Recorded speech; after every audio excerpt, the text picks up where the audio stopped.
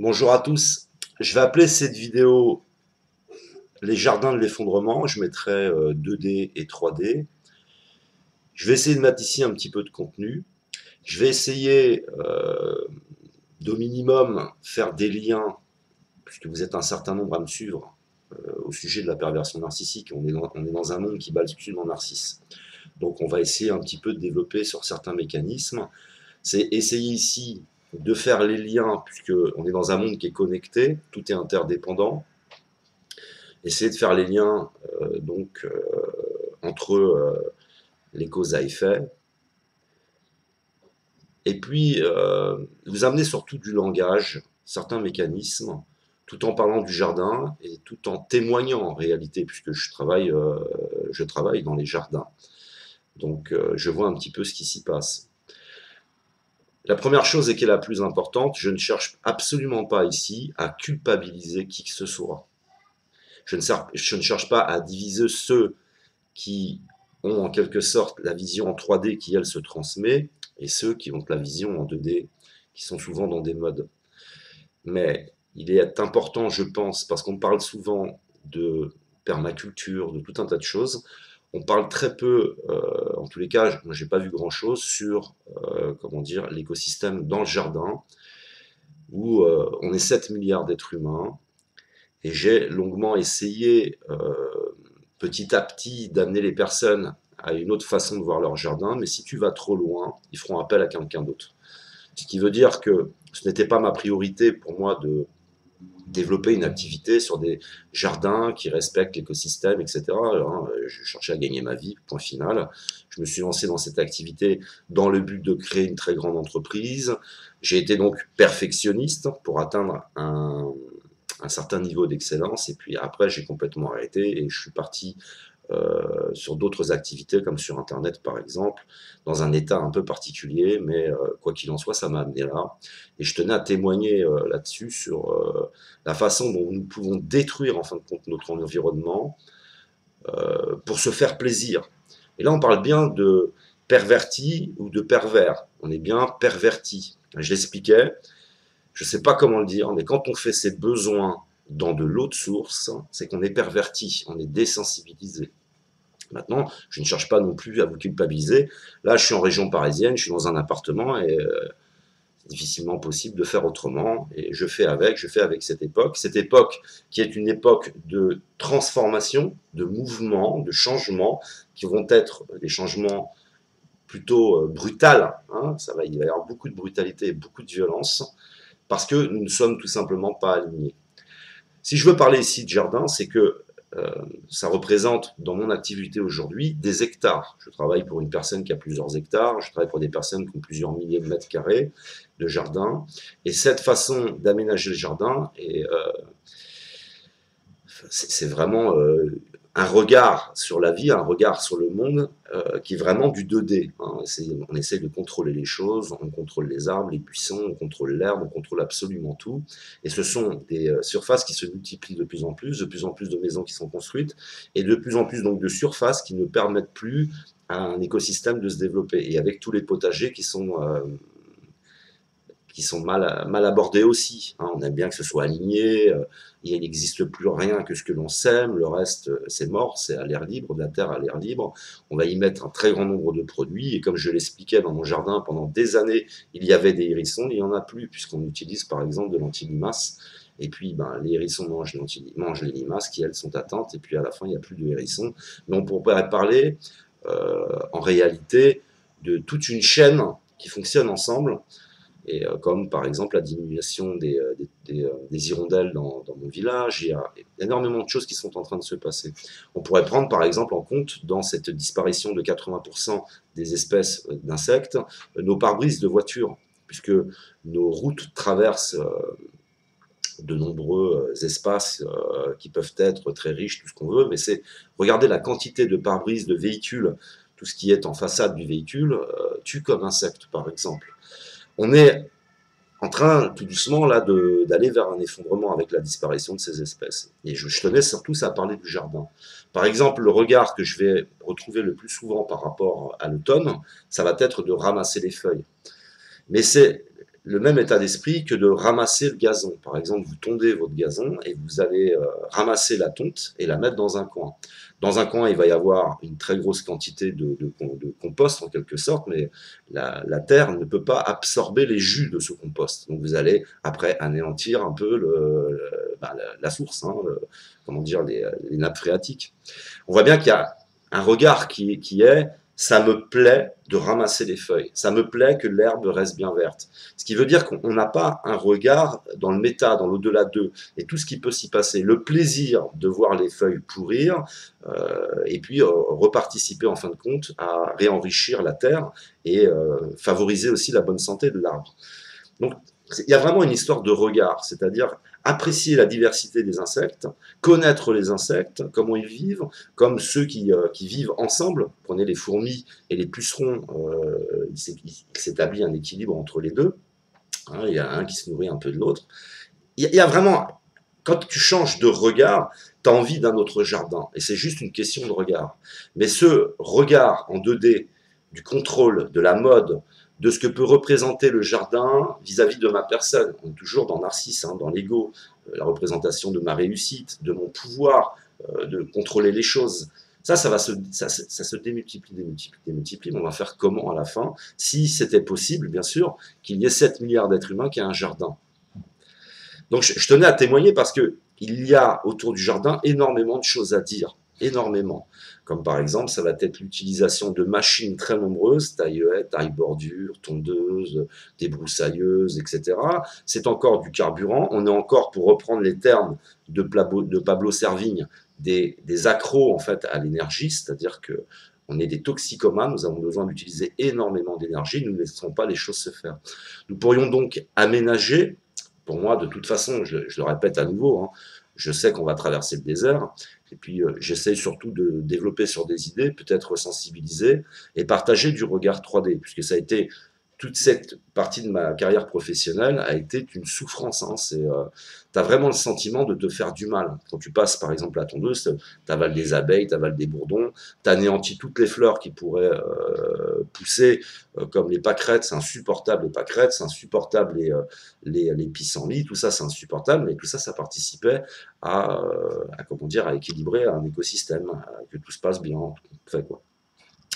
Et je tenais donc à témoigner là-dessus parce que c'est la ville, elle est sous contrôle, nos jardins sont sous contrôle, les espaces de loisirs sont sous contrôle et on contrôle absolument tout. Et on n'est donc pas aligné. Et là, on est dans le cadre de la perversion narcissique. Je contrôle les choses. Pourquoi? C'est pour moi que je le fais. Je le fais pas pour le bien commun. Et toujours aussi dans un regard très pauvre en réalité sur ce que je suis en train de mettre en place. En fait, nous ne nous rendons pas compte. Et pire que ça, de ne pas se rendre compte, on va prendre un énorme plaisir après avoir tondu. Alors qu'on vient, en fin de compte, c'est un peu comme un, je sais pas, c'est un peu comme une, c'est une catastrophe tondre. Tu anéantis absolument tout. Tu as les oiseaux qui se nourrissent des plantes qui sont en graines, etc. Et donc il y a la possibilité d'avoir des jardins. De toute façon, je pense que si on n'était plus dans un esprit de communauté, on n'aurait pas nos jardins de je sais pas combien de milliers de carrés privés, mais plutôt des grands jardins communs et puis un petit coin où tu vas prendre ton café, un peu plus intime à côté de l'endroit où tu vis et il n'y aurait pas ces tas de haies, de portails, de grillages, voilà, cet esprit un peu très temporel de propriété et qui est un regard très narcissique en tous les cas. Je tenais à faire cette vidéo parce que c'est pour provoquer l'envie de se poser des questions, tout simplement, de se poser des questions. Essayer de réfléchir à tout ça. Parce que les surfaces de jardin associées aux surfaces qui sont aujourd'hui utilisées par l'agriculture intensive et l'industrie, pour moi c'est de l'industrie, tout ça cumulé, on a de la terre qui est en train de mourir, ou alors toute une biodiversité qui ne peut plus exister, qui n'a absolument plus sa place, et avec ce regard, vous savez, c'est comme aller aux toilettes, aller à la selle dans l'eau de source, c'est uniquement un regard. On a un regard sur quelque chose, on s'est habitué. Et on est aussi dans une période qui est exceptionnelle, ça je le répète régulièrement, je continuerai à le faire, Internet n'était pas là autrefois. J'ai réalisé beaucoup de choses sur la perversion narcissique, Et ma mère biologique, si elle avait eu Internet à l'époque de son adolescence, par exemple, elle aurait pu se libérer de la relation toxique avec sa mère et ses frères et sœurs, puisqu'on était là dans une histoire d'aliénation mentale, de perversion, de manipulation, qui ont amené mes parents, par exemple, à divorcer. Mais ils auraient pu se libérer et monter un petit peu dans le méta, s'éveiller en conscience s'il y avait eu Internet. Donc il faut aussi rappeler régulièrement que Internet, c'est tout neuf et ça va fondamentalement bouleverser les choses et ça va nous emmener une minorité à s'éveiller en conscience. Et je ne pense pas à une majorité. Je pense surtout à une minorité. Et c'est aussi pour cette minorité, mais même pour les autres, hein, mais ça va être très, très difficilement accueilli. C'est-à-dire que j'explique qu'il n'y aura pas de changement véritable tant que tout le monde ne soit pas entré dans le désert, ne sera pas touché personnellement. Et il va y avoir aussi des scénarios possibles une fois qu'on sera tous touchés. Que peut-il se passer? Il n'y aura pas que des choses négatives, mais il y aura des choses par contre très négatives, puisque je vous parle souvent de la perversion narcissique. Vous voyez bien que l'élection de Donald Trump, là on a commencé à parler de perversion narcissique. On commence à parler de narcissisme avec, comment il s'appelle, M. Macron, M. Donald Trump, vous avez Poroshenko aussi. Tout ce qui est manipulation et pervers narcissique va ressortir de plus en plus. Ils prennent le pouvoir. Donc on est bien dans un monde où c'est l'imaginaire, c'est la croyance, c'est la pulsion qui est dominante. Si je voulais vous donner un autre exemple, nous pourrions prendre comme exemple l'homosexualité ou l'hétérosexualité. On est dans la pulsion, on est dans le corps, on est dans la matière, profondément dans la matière. Et c'est au fond de cette matière que naît la perversion narcissique. Hein. T'es profondément dans l'ego, t'es profondément dans le désir de contrôler les choses. Et on a ce regard-là sur nos jardins, on contrôle les choses. On projette des choses sur nos conjoints, on projette des choses sur nos enfants. Il y a donc même dans un système, un organisme biologique, suivant l'environnement dans lequel il va être, il va prendre une forme ou il va prendre une autre. Et l'homosexualité, par exemple, aujourd'hui, c'est une homosexualité qui va, dans une certaine forme, dominer. Il y aura toujours une diversité dans l'homosexualité ou dans l'hétérosexualité, mais la forme qui va être dominante, c'est celle qui va s'exprimer le plus. C'est celle qui va être un lobby. Voilà, il y a beaucoup d'homosexuels qui se suicident parce que ces personnes ne trouvent pas leur place, ne se comprennent pas. Et celle qui va survivre, c'est la plus violente, c'est la plus dominante de cette diversité. Mais quelle forme d'homosexualité peut être dominante dans un empire? Voilà, dans un empire de décadence, de violence, etc. Et ben, les jardins, c'est un petit peu la même chose. Vous allez avoir une diversité de jardins, et la forme la plus dominante, ça va être celle qui est sous le contrôle. L'hétérosexualité, c'est la même chose. Toutes nos activités, vous pensez au raisonnement, à l'aspect psychique des choses, quel est le raisonnement qui agit le plus sur notre environnement en général, quel est le raisonnement le plus dominant, et vous aurez une forme donc de jardin en fonction d'un raisonnement dominant. Je dois en posséder le plus possible, je dois en contrôler le plus possible, et je laisse de moins en moins de place à la nature qui est moi-même. C'est-à-dire qu'on se sépare de la nature, on a coupé nos liens avec la nature. Mais à un moment donné, ça va être plus de bitume, plus de parking, plus de, etc., etc. Et on voit que ça nous touche même socialement. Prenez par exemple le cas de l'aménagement du territoire, et on pourrait prendre le cas de quartiers à Paris. Les quartiers à Paris, autrefois, où il n'y avait pas ce capitalisme excessif, où il n'y avait pas j'achète un appartement juste pour 2 ans, après je le revends, ou c'est juste pour le louer. Avant, les gens, c'était des villages dans Paris, c'était vraiment l'esprit de village. Les enfants jouaient en bas de l'immeuble. Et peu à peu, c'est la voiture qui va prendre le dessus et chasser les enfants. Et puis, ce sont des gens qui investissent, donc qui ne sont pas impliqués, et qui vont laisser mourir le quartier. Ça va vraiment devenir des quartiers dortoirs, des quartiers qui sont des investissements, ça va être les boutiques qui ferment, etc., etc. Vous voyez un peu les mouvements et les transformations, et à chaque fois, une seule et même forme qui va prendre le dessus.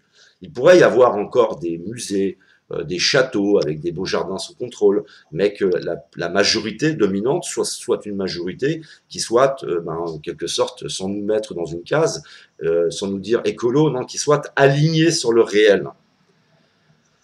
On a donc très peu de personnes qui parlent des jardins privés, de nos jardins à tous, et qui explique que c'est une catastrophe pour l'environnement et pour de nombreuses choses, puisque tout ça devrait s'exprimer autrement. Et nous devrions non pas avoir un sentiment en laissant pousser un peu par endroits, en aménageant les choses d'une certaine façon, avoir un regard qui se dit « Ah, mon jardin n'est pas beau, non, c'est mon jardin est magnifique, il y a une quantité phénoménale d'insectes, il s'y passe énormément de choses. » Là, aujourd'hui, je suis en région parisienne, je suis dans un appartement où c'est une copropriété et les jardins n'ont pas été tendus depuis plusieurs semaines. Je ne sais pas pourquoi pour le moment, mais donc l'appartement, on va retrouver des insectes, et puis il y a un équilibre qui est en train de se reformer. Vous avez par exemple l'arrivée d'un mille-pattes prédateur, qui n'est absolument pas dangereux pour l'humain, hein, il ne vous piquera pas, mais il y a un équilibre qui se reforme même dans l'appartement, puisque plus rien n'est tondu, tout est en fleurs et en graines,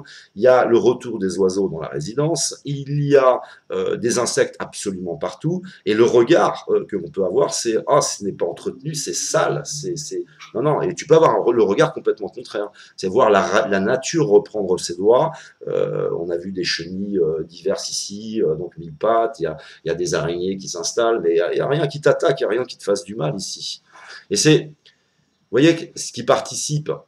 Si je vous parle de ce regard que je peux avoir sur l'entretien du jardin, c'est un regard que l'on va pouvoir positionner sur toutes les activités humaines. Ça veut dire que tu te resensibilises, tu te réalignes, tu passes du moi au soi, tu es dans un alignement entre le moi, le soi, les autres et cet univers, et tu redeviens cohérent, les choses que tu fais ont du sens, par exemple. Je vous donne des exemples de jardins sur lesquels j'ai essayé d'agir sur les propriétaires, mais tu ne peux pas agir de trop. Après, j'ai préféré une activité sur Internet où celui qui vient, qui s'intéresse, tu ne le forces pas à te croire, tu ne le forces pas à changer, tu ne le forces en quoi que ce soit. Il y a une forme de douceur à être sur Internet vis-à-vis de ceux qui viennent parce qu'ils n'ont aucune obligation de venir, personne ne les oblige à regarder ou à écouter. Et après, quand tu es employé, la personne, elle te demande de tondre et c'est tout, quoi. Mais souvent, on me demande donc de ne pas mulcher, c'est-à-dire on ne laisse pas sur place l'herbe, on devrait de toute façon avoir très peu d'espace à tondre, mais la majorité, c'est ça. Et j'ai vu, par exemple, dans un jardin, je l'ai vu se dégrader complètement sur quelques années. Puisque quand je repartais, les sacs que j'employais pour évacuer le gazon, ils n'étaient pas faits de terre, enfin de gazon, ils étaient faits essentiellement de terre. C'est-à-dire que j'ai vu des personnes tuer volontairement leur terre, alors conseillant des choses et d'autres et qui ne t'écoutent pas. Non, non, on ne veut pas avoir de gazon tondu parce que la représentation que je me fais de mon jardin est la même que la représentation que je me fais de ma maison. Je passe l'aspirateur, je ne veux rien qui dépasse, et je veux que mon jardin soit comme ma maison. En passant la tondeuse, en quelque sorte, je passe l'aspirateur, en réalité, quoi.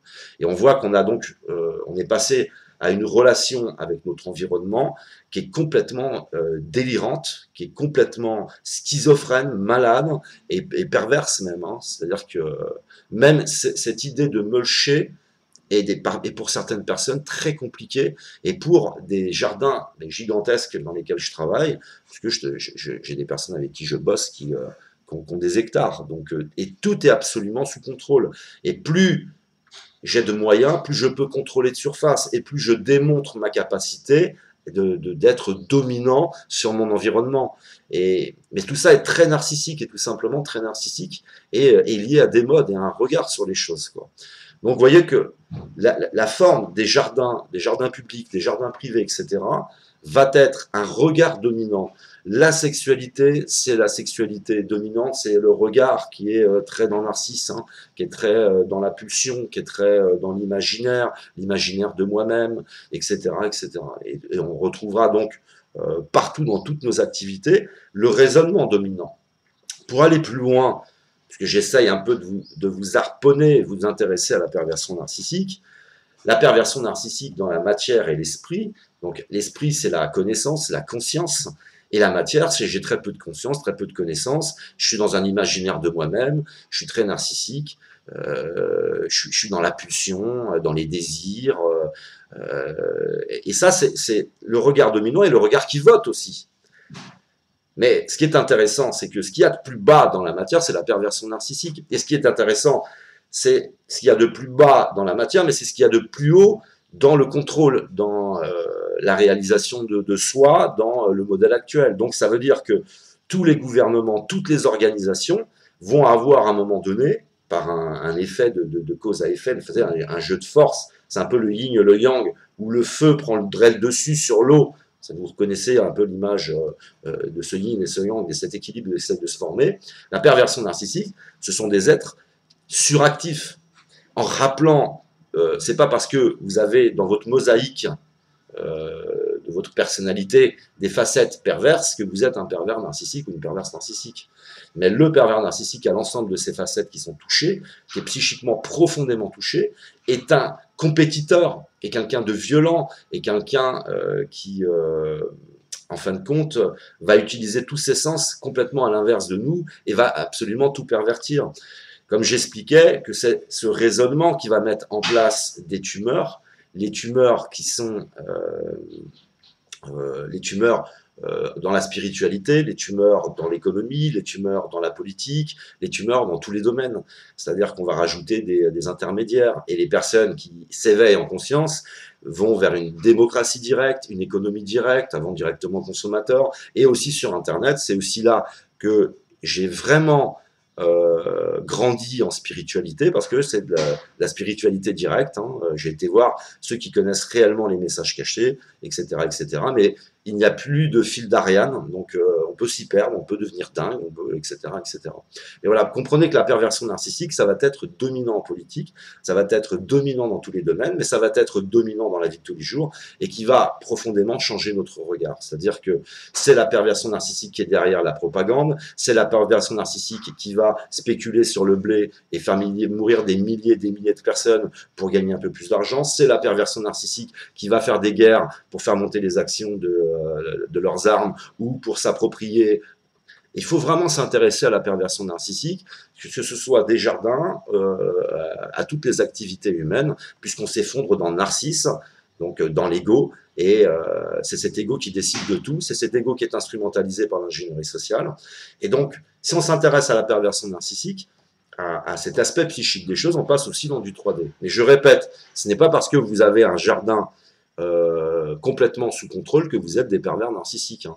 C'est des facettes de nous-mêmes qui sont atteintes, c'est-à-dire que nous n'avons plus de sensibilité, nous ne sommes plus logiques, nous ne sommes plus alignés sur notre environnement, et nous ne laissons en plus que très peu de place, parce que vous êtes souvent dans ce cas-là, mais vous aimez vraiment vos enfants, vous pensez souvent à votre descendance, mais vous avez un sentiment de bien faire tout simplement, hein, d'avoir copié une mode pendant des années, mais vous allez voir qu'aujourd'hui, ça va prendre tout son sens. Cette vidéo va prendre tout son sens quand on sait que 80% d'espèces d'insectes disparaissent. Pourquoi disparaissent-elles?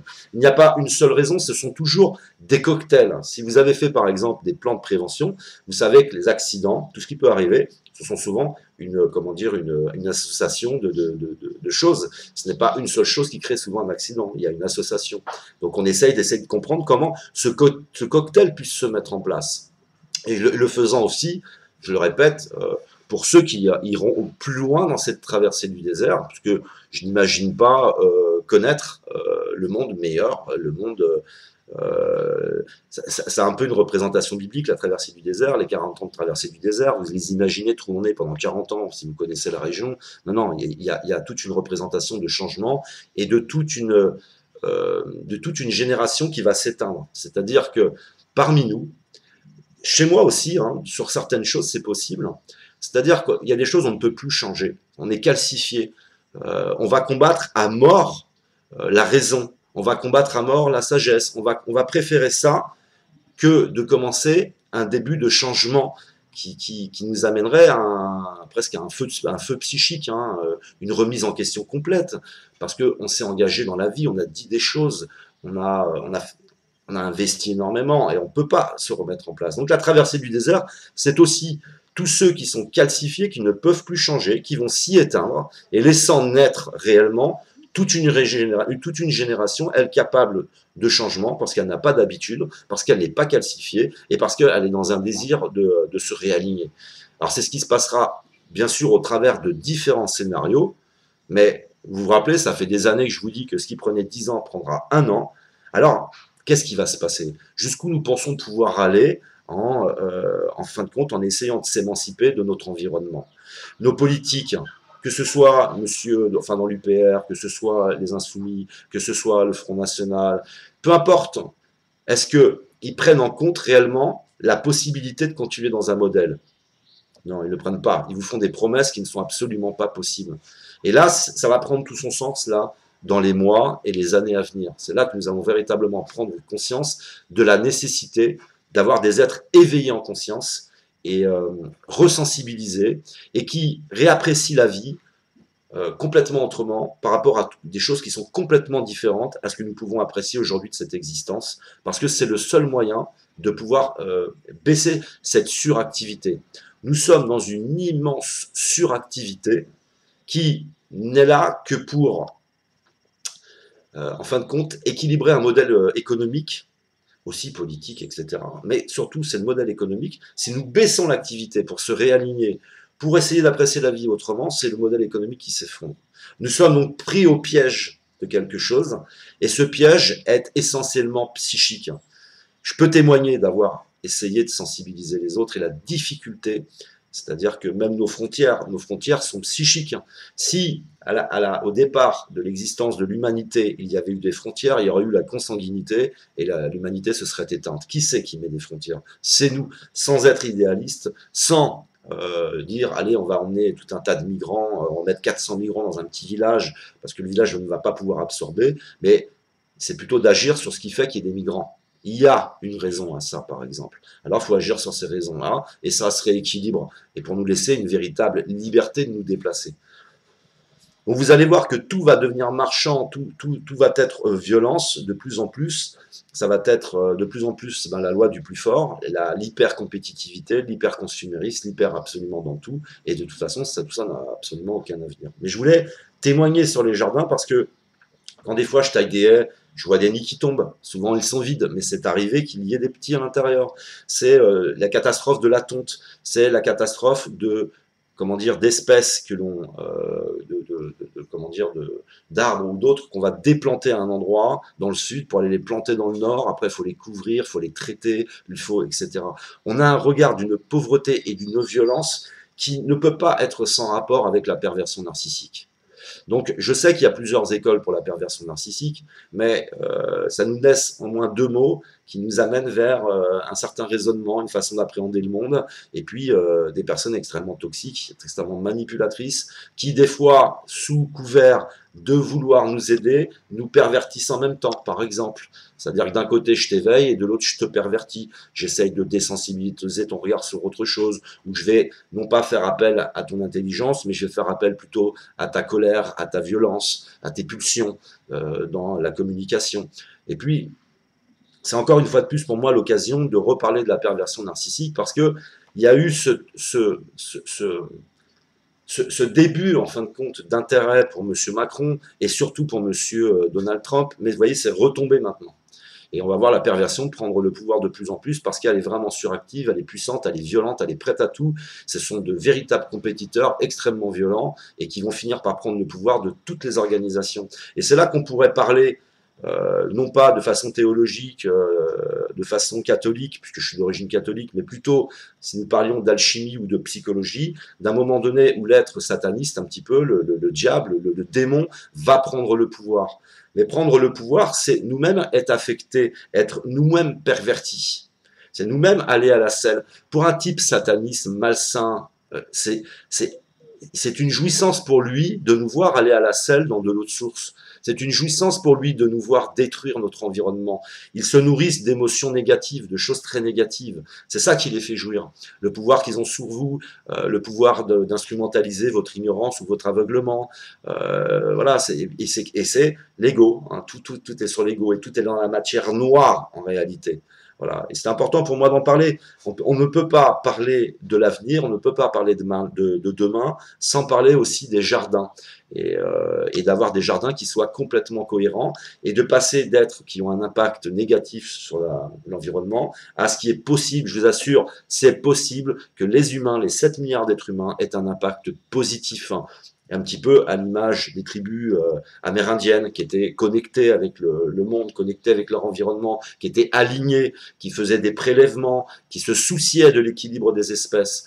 C'est-à-dire que nous sommes les mains de la planète, nous sommes la matière grise de la planète. Et elle compte sur nous pour équilibrer les espèces, pour avoir des activités qui ne tournent pas qu'au milieu d'un modèle économique. Et en rappelant que la perversion narcissique va tout inverser, ce qui veut dire que la politique qui doit être à notre service, nous allons être les esclaves de la politique, ils vont devenir nos tuteurs et ceux qui décident absolument de tout. C'est pourquoi je vous dis, intéressez-vous à la démocratie directe pour cette traversée du désert, travailler sur la Constitution, etc. C'est le modèle économique qui est là pour nous rendre service. À la fin, nous sommes esclaves du modèle économique. Pour les plus jeunes, c'est un petit peu, vous savez, aujourd'hui, je gagne 20 € net de l'heure. Je vais travailler 1 heure. Avec ces 20 €, je peux m'offrir les services de quelqu'un d'autre qui va m'aider dans des activités sur lesquelles j'ai pas la main, j'ai pas les connaissances, j'ai pas les compétences, et puis on s'échange. C'est ça l'intérêt d'une économie. Mais c'est pas d'être esclave d'une poignée de milliardaires, c'est pas être esclave d'actionnaires que tu ne connais même pas, et puis d'être sous crédit, d'avoir le coût de la vie qui augmente, qui explose, et puis tu ne fais que travailler et finir à chaque fois que t'es fin de mois en... Non, non, c'est pas ça un modèle économique, c'est absolument pas ça, c'est pas vrai, quoi. Et ça, c'est la perversion narcissique qui met ça en place. On ne finit par n'aimer que l'argent, et on ne se souvient plus. C'est-à-dire qu'il y a une perte de la mémoire, une perte de la transmission, et on ne se souvient plus qu'on ait pu avoir, dans certaines régions du monde et à certaines époques, de véritables relations sociales. Mais on est dans un monde malade aujourd'hui. Donc, tout ce qui pourrait vous ramener à guérir les choses, c'est l'inverse qui va se produire parce que souvent vous allez voir, attends, quand je vois l'état des gens, j'ai pas trop envie d'avoir de relations avec eux. Et c'est normal, hein, on a du mal à recréer la cohésion. On est dans l'hyperdivision aussi. C'est du chacun pour soi. C'est t'en as un type sur internet qui fait un truc, un mouvement ou je sais pas quoi, t'as l'autre qui crée son mouvement, qui tape sur l'autre, etc. Tout est fait, comment dire, d'intérêts personnels, des conflits d'intérêts. Et puis ça se voit, hein, c'est visible. C'est visible hein, quand ils agissent comme ça, quoi. Mais voilà, donc voilà, c'était une vidéo surtout pour parler du jardin, et vous parler encore une fois de la perversion narcissique, de faire les liens sur cette perversion narcissique, parce que vous êtes aussi un certain nombre à vous intéresser par exemple à la permaculture, vous vous intéressez même à l'économie ou à la politique, mais je ne vois pas parler de perversion narcissique, ils n'en parlent pas. Et on n'y arrivera pas si, à un moment donné, on n'a pas un peu de connaissance, un peu de science, et comprendre que forcément, tu as un raisonnement, ton environnement va ressembler à ton raisonnement.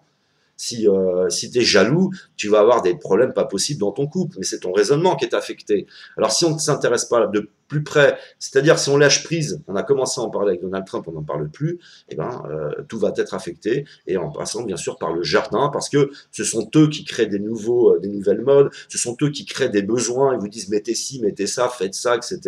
C'est de la perversion narcissique, ils n'ont aucune sensibilité, ils s'en foutent, ils sont là dans un désir de faire des bénéfices rapides, directs, maintenant. C'est très temporel. Et ils n'ont rien à cirer de vos enfants, des générations à venir, absolument pas. Donc voilà pour les jardins. N'hésitez pas à occuper aussi cet espace qui sont les commentaires, parce que je mets pas tout forcément, j'ai pas pris de notes. Là, je viens témoigner d'une expérience personnelle pendant plusieurs années, où je n'ai vu que détruire en permanence, contrôler en permanence, et vous qui avez été victime de la perversion narcissique, ou alors complice, et du coup victime à la fin, eh ben, vous savez très bien que qui est l'être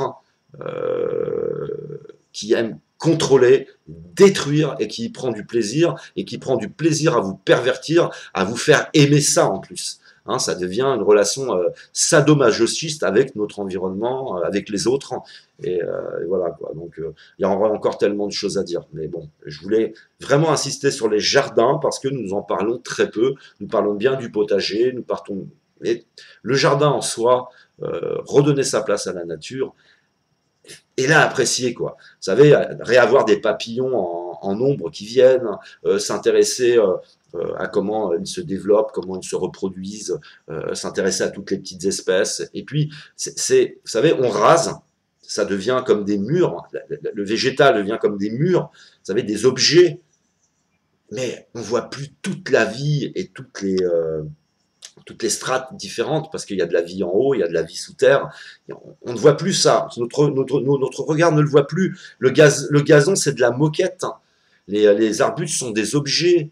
C'est une catastrophe. On a un regard complètement appauvri. Alors qu'est-ce qu'on va faire d'autre que de continuer à l'appauvrir si nous n'en discutons pas? Et en rappelant, j'ai beaucoup de personnes que j'aime autour de moi, qui m'ont accueilli, mais non, non, je ne cherche pas à vous culpabiliser, mais commençons maintenant peut-être à en parler un petit peu plus et pour aller vers cet impact positif pour notre environnement. Même si je pense que nous allons avoir là dans les années à venir des difficultés particulière. Mais c'est notre regard qui va mettre ces difficultés en place. Il n'y a pas de fatalisme hein, pour moi. Hein. C'est notre regard qui va faire la suite des événements. Alors j'espère que une majorité d'entre vous continueront comme moi à changer, parce que je n'arrête jamais de changer, puis c'est agréable.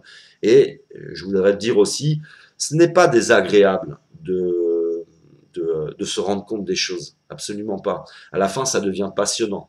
C'est bouleversant dans un premier temps, mais après, tu peux quand même, malgré tout, apprécier tes promenades, parce qu'il y a, dans cet univers qui à la base est binaire, hein, il y a du bon et il y a du mauvais.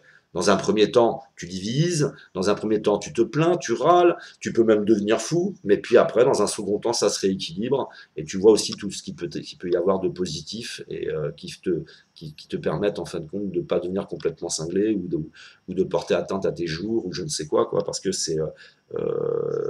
n'ayant pas une véritable organisation saine qui nous aide hein, et qui soit un peu pour nous comme un fil d'Ariane, on peut parfois aussi se perdre, c'est vrai, mais vraiment, quand à un moment donné, on commence à voir les côtés positifs, les côtés négatifs, on pourrait se dire j'ai le malheur de naître en cette période, mais on pourrait se dire aussi, vous savez, c'est le verre à moitié vide, à moitié plein, j'ai la chance de naître à une époque où tout ce que je vais faire va pouvoir avoir du sens.